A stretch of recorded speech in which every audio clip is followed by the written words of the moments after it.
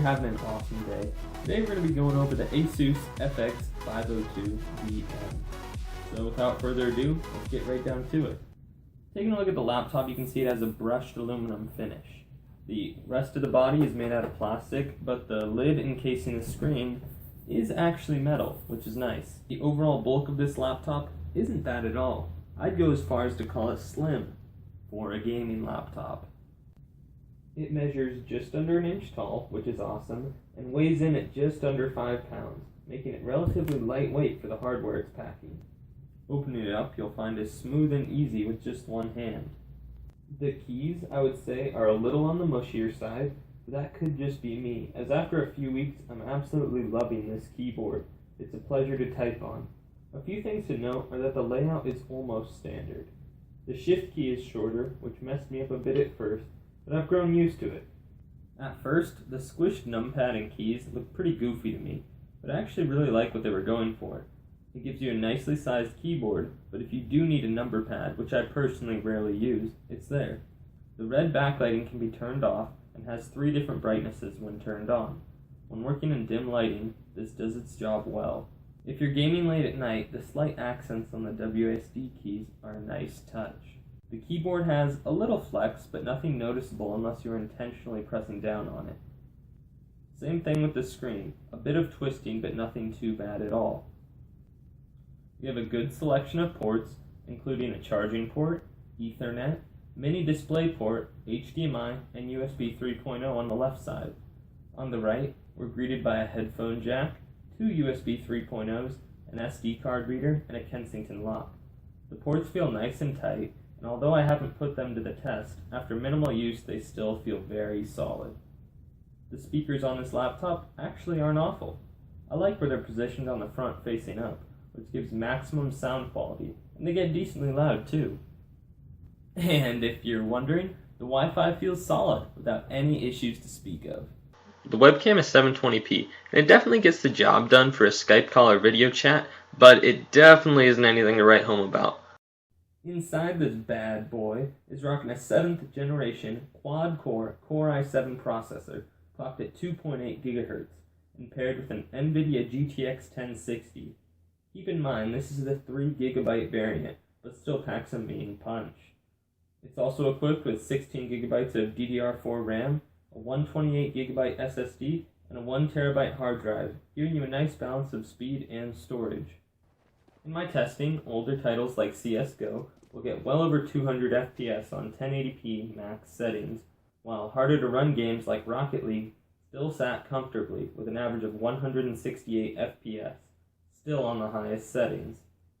I then tested Overwatch, which also managed to maintain a frame count well over the monitor's refresh rate. Even in intense combat, I was getting an average of 107 FPS on epic settings. Now I mentioned earlier that this is a relatively thin machine with a GTX 1060, so you might be wondering about thermals. While idle, the machine may get slightly warm, but most of the time you won't even notice. In games like Overwatch, the GPU would peak at around 79 degrees Celsius on max settings, which is acceptable.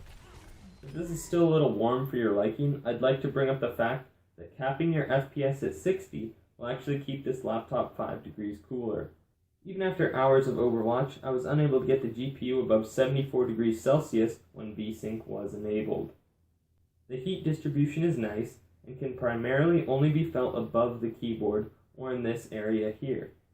The WASD keys do not warm up in the slightest, and even during long gaming sessions, I've yet to experience any discomfort whatsoever due to heat while playing.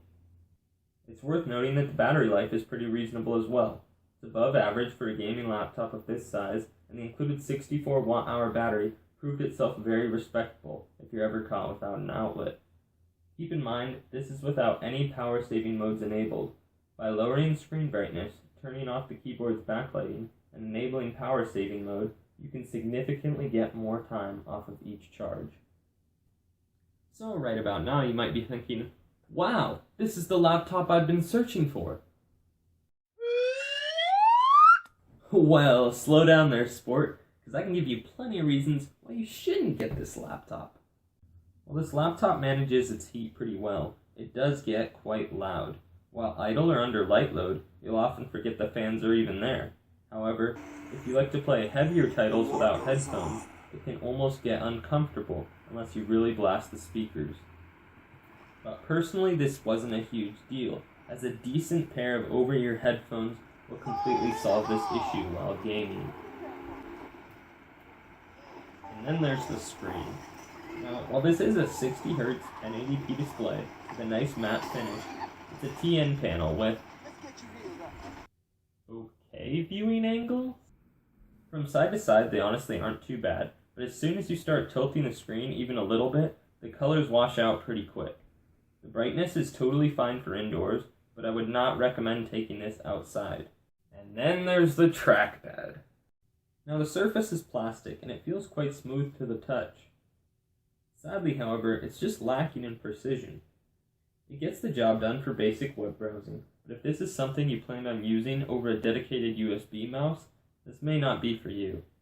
In all honesty, it's sort of unacceptable for a laptop in this price range to have a trackpad like this, but if they had to cut corners somewhere, I'm glad this is where they did it. Keep in mind it's a gaming laptop. I don't think you're going to quickscope your friends with a trackpad, albeit the click is actually quite nice.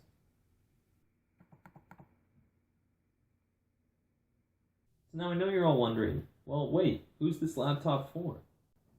Well, if you're a trackpad junkie who wants to game without a dedicated mouse, this probably isn't for you.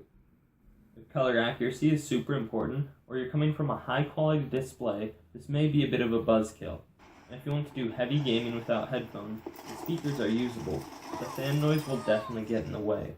But if you're willing to overlook these issues, what you're getting is a portable laptop for $1,250 that can handle pretty much anything you throw at it in mid-2017, and should sustain you for many years to come.